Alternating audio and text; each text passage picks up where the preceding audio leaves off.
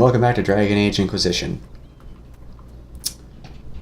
Still trying to find apostate caches. Anybody else smell that?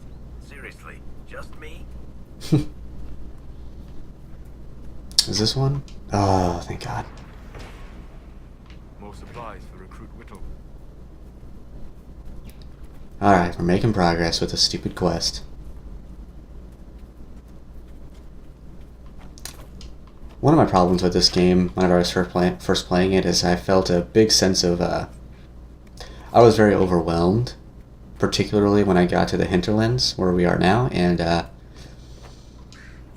I'd say it's partly because it's the first big open world Dragon Age, and it has a far more Elder Scrolls, World of Warcraft type of style to it, as in, like, it's open world and then you go across this world to the quests and stuff like that. So, and I've never been into Elder Scrolls because I've come to realize I'm not really big into sandbox games in general. I definitely far prefer linear games with a strong narrative focus.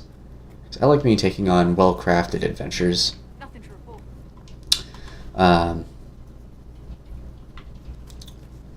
That's just my preference, but that's not to say, or rather, that is not to say I don't enjoy the occasional sandbox open world game. I love Grand Theft Auto.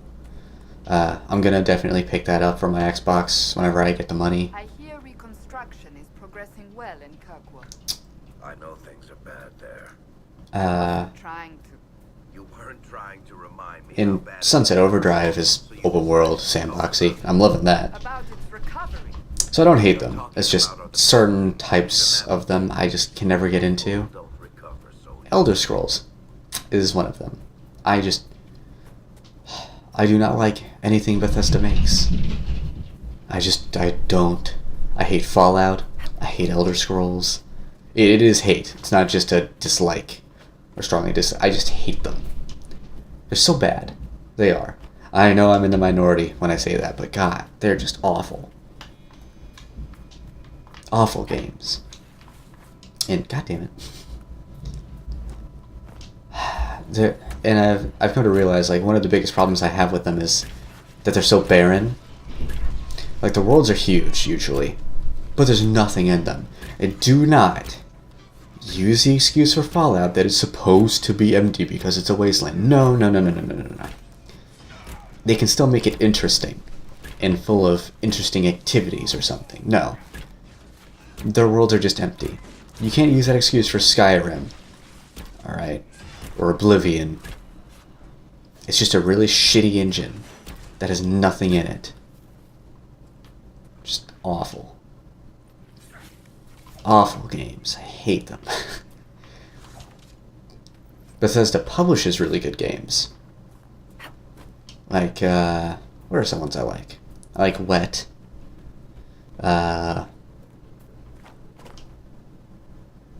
Did they publish Thief? I don't think so. I don't know. I just know that... Oh, not Thief. I'm sorry. It was something that reminds me of Thief. Oh, what's it called? Oh, Dishonored. That was also a good game. So I like the games they publish, just not the games they make. Games they make kind of suck. If you like them, great. Whatever, that's fine.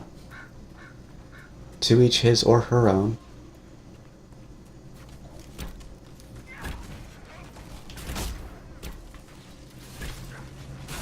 I feel like I might like their games more if they stopped using their fucking shitty-ass Gamebryo engine. That is just garbage. Garbage. I hate it. Oops. Die already. God damn it. I told you to heal. Thank you. I feel like their games would benefit from, like, they should just not make an engine they should use an already existing engine like BioWare did with this game. This is the CryEngine. Heavily modified, obviously, but this is working out really well. This game is great so far. It still feels very Dragon Age.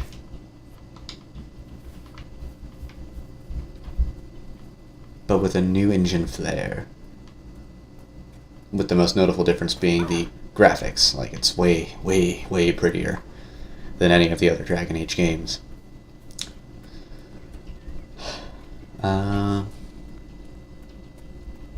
They could use the Source engine. That's actually a very malleable engine, I've come to realize.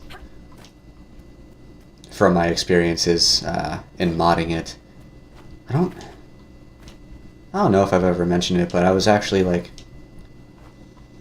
There were a couple moments in my life where I was part of a couple of modding teams. And I headed one of them.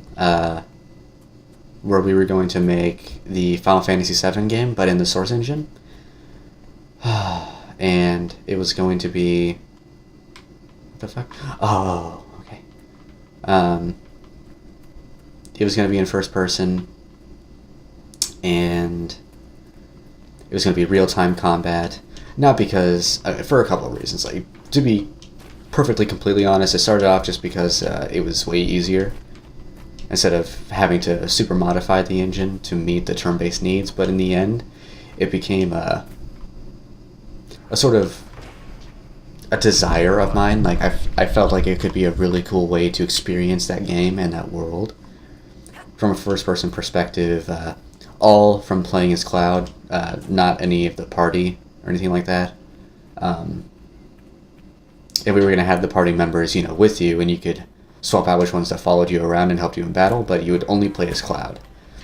And we were giving physics to the sword and adding like real-time destruction, and we actually did make some progress, but all of my team, they were all in college, and well, most of them, and we sort of kept losing each member one by one due to just real-life things happening to them, and the project kind of died. It's one of the most sad moments of my life that I always hate looking back to. We were the #1 mod on ModDB for a long time, and we had recognition from a lot of big-time developers and stuff like that, and it's a sore spot, that's for sure. But I was also part of a modding team. I was not the head of this one. I was I don't know what the title would be.